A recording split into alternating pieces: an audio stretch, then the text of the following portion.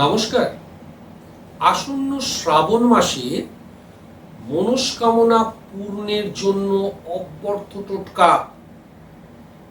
এই শ্রাবণ মাসের অন্তত পক্ষে 3টে সোমবার গরুর দুধের পায়েস বানাবেন সকালবেলা স্নান করে। এই পায়েসটি শিবকে আপনি অর্পণ করুন প্রসাদ হিসাবে।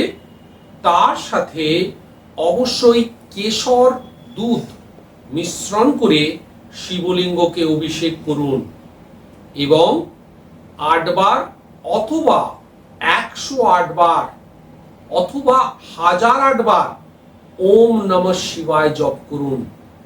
আপনার দীর্ঘদিন ধরে অর্থের অভাব, আপনার লোন হচ্ছে না, আপনি দরিদ্রগ্রস্ত হয়ে গেছেন, আপনি নানা জায়গা থেকে ঋণগ্রস্ত হয়ে পড়েছেন, আপনি মুক্তি পাবেন। নমস্কার, ভালো থাকুন, সুস্থ থাকুন। ওম নমঃ শিবায়।